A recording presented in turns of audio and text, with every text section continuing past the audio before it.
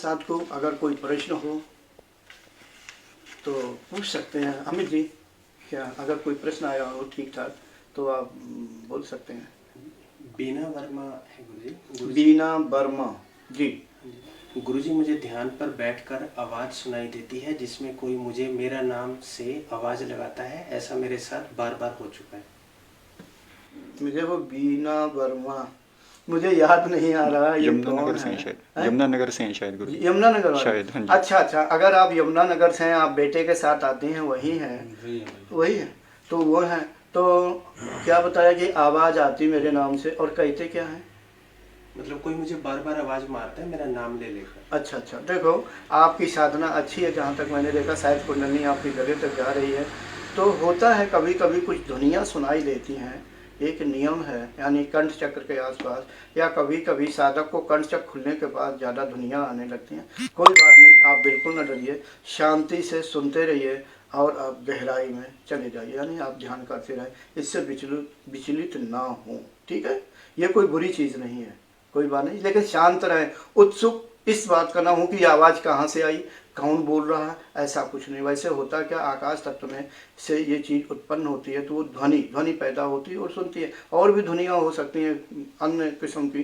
तो इसमें आप यानी कुल मिलाकर के कुछ ना सोचें कि ये क्यों आ रही क्या। हाँ, साधकों को भिन्न भिन्न प्रकार की यानी ध्वनियाँ सुनाई देती। हो सकता है अगर कोई संगीत सुनाई दे या अन्य कोई लाइन सुनाई दे, हो सकता है मंत्र सुनाई दे, हो सकता है वेदों का यानी कोई ऐसे यानी वाक्य सुनाई दे।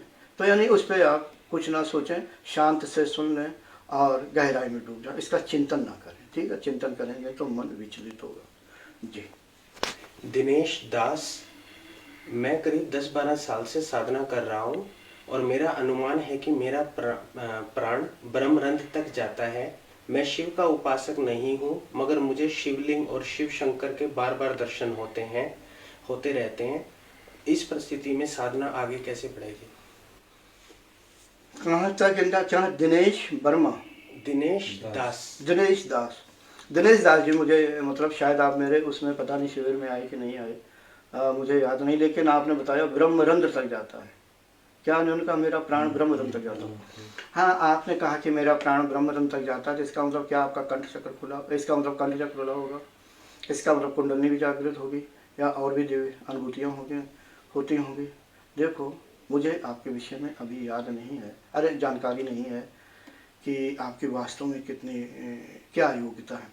कभी कभी साधक को ऐसा हो जाता है कि सिर के अंदर जो यानी मस्तिष्क के अंदर जो सूक्ष्म कोशिकाएं होती हैं, उनमें प्राणवायु गति करती है और वो थोड़ी ऊपर से महसूस गुदगुदी होने लगती है।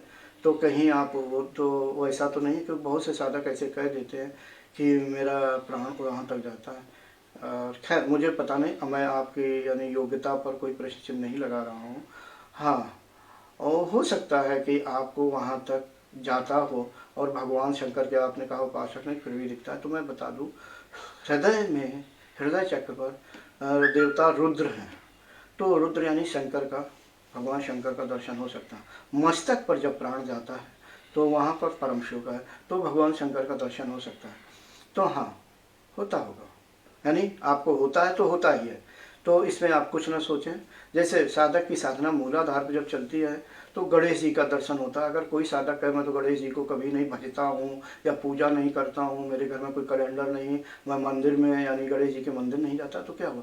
उस चक्र के देवता गणेश जी है, मूलाधार चक्र के, तो हाँ साधकों को दिखते हैं। तो इसी तरह से आपकी जो प्राणवायु ऊपर जाती होगी तो भगवान शंकर का स्थान हृदय भी है और आज्ञा चक्र भी है, तो इसलिए आपको दिखता है। एक ये अच्छी बात है। ठीक है, देखिए, भले चिंतन न करें, आपका कोई दूसरा इष्ट हो उसका चिंतन करें। हाँ, दर्शन होते हैं चक्रों के अनुसार, क्योंकि चक्रों के जो देवता होते हैं दर्शन देते हैं जी। और कोई? अनुराग कुमार, गुरुजी, मैं जैसे ही ध्यान में बैठता हूँ तो गले में खिंचाव आने लगता है। ऐसा लगता है जैसे कोई गला दबा रहा हो।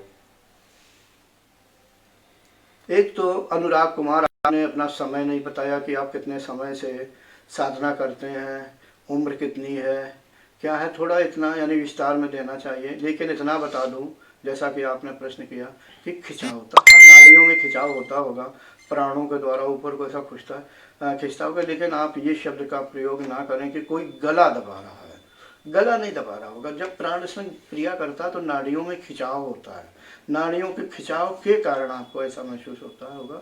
और ऐसा साधकों को तब होता है, ज़्यादातर देखा गया है कि जब कंठ चक्र में प्राण गति कर रहा होता है तो ज़्यादातर साधकों को होता है। ये कोई बुरी क्रिया नहीं है, यानी कुल मिलाकर के अच्छी क्रिया है, लेकिन ये शब्द उचित नहीं है कि गला दबा रहा है, बल्कि नाड़ियों में खिंचाव होता है। आप ऐसा यानी शब्द, ऐसे शब्दों का प्रयोग करें, ठीक है। चलो कोई बात नहीं, आपने अपनी अनुभूति बताई कि ऐसा होता है। मैंने बता दिया नाड़ियों में खिंचाव होता है। खिंचाव सिकुड़न से क्या होता है कि उस जगह भरी हुई जो तमोगुण यानी गंदी प्राणवायु या तमोगुण धीरे धीरे धीरे धीरे स्वच्छ होता है इस क्रिया से, ठीक है। एक अच्छी बात है।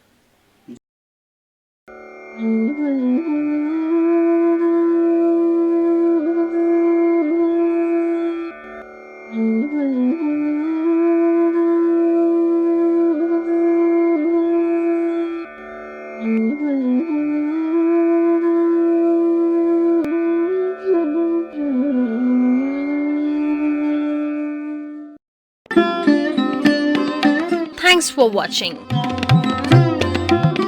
Remember to like, comment and subscribe.